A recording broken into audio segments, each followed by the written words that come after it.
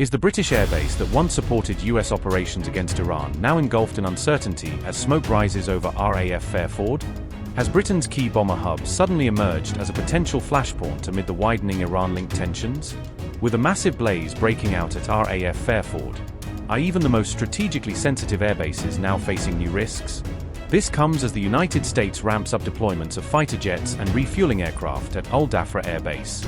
As activity intensifies over Dhafra, just how close is the region to witnessing another direct military confrontation? A major fire broke out at a United Kingdom airbase that has been used by the US Air Force during operations linked to Iran. The blaze erupted overnight between April the 25th and 26th at RAF Fairford in the United Kingdom. Footage circulating on social media showed large plumes of smoke rising from within the base premises. Emergency response teams, including multiple firefighting units, were deployed to contain the flames and limit damage. Initial reports suggest that the incident caused significant structural damage, although no injuries have been confirmed. The former commissary building at the base was reportedly destroyed, with sections of its roof collapsing during the fire.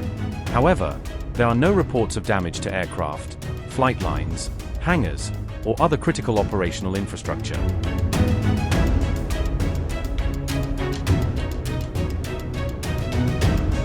The British airbase has been hosting US Air Force bombers that were deployed during operations related to Iran. A considerable number of forward-deployed US bomber aircraft have reportedly been stationed at the base since March 2026. RAF Fairford serves as a key forward operating location in Europe for platforms such as the B-1B Lancer and B-52H Stratofortress. The UK government had authorized the use of this base for specific defensive operations involving US forces. The damaged commissary building was believed to function as a support facility for bomber-related operations. As a result, the incident may lead to temporary disruptions in logistical and supply activities linked to US operations.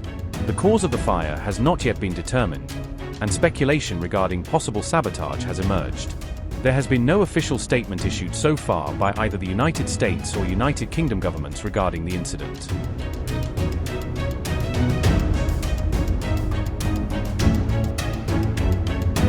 In a clear show of strength, Iran is using the current lull in fighting to broadcast the scale of its military machine as tensions with the United States continue to climb.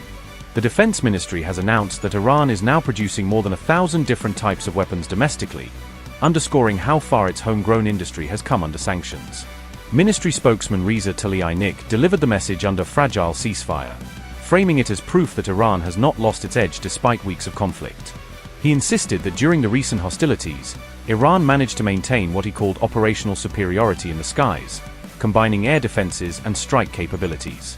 Reza also declared that all major categories of military equipment are now being manufactured entirely inside the country, from missiles and drones to armor and air defense systems. According to him, this level of self-reliance is the result of more than 2 decades of continuous investment in Iran's defense sector. Officials further disclosed that a significant portion of Iran's missile arsenal has still not been deployed, implying that Tehran retains considerable firepower in reserve.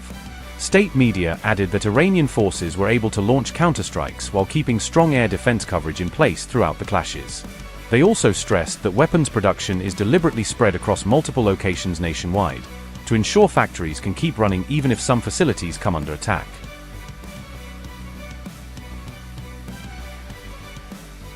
This decentralized defense network, they said, allows Iran to maintain supply chains, preserve operational readiness, and continue military production across its vast territory.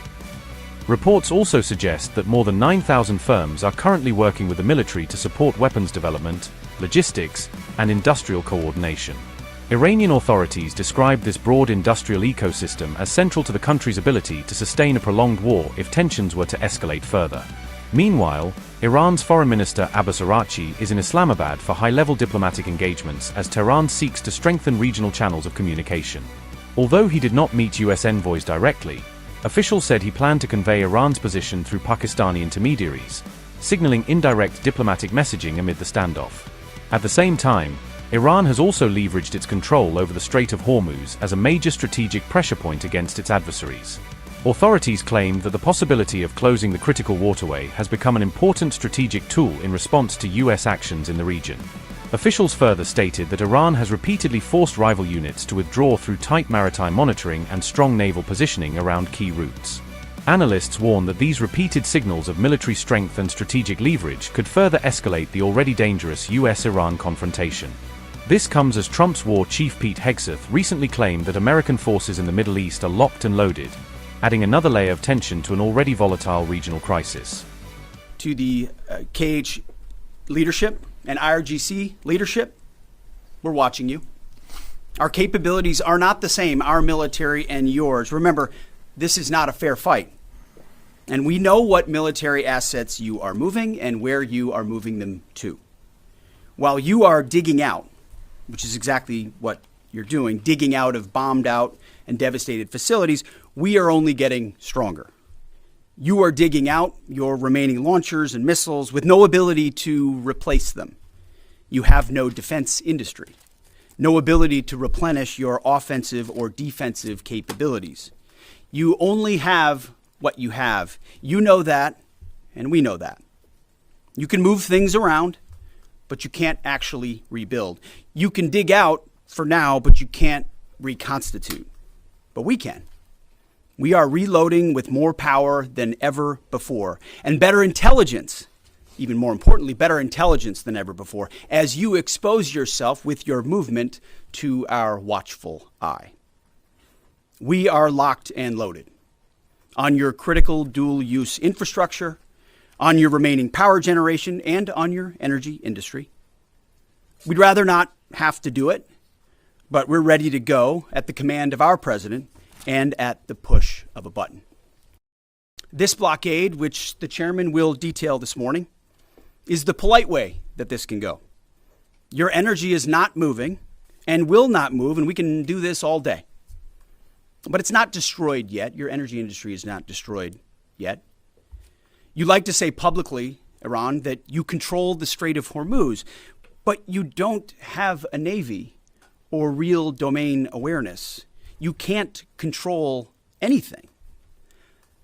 To be clear, threatening to shoot missiles and drones at ships, commercial ships that are lawfully transiting international waters, that is not control.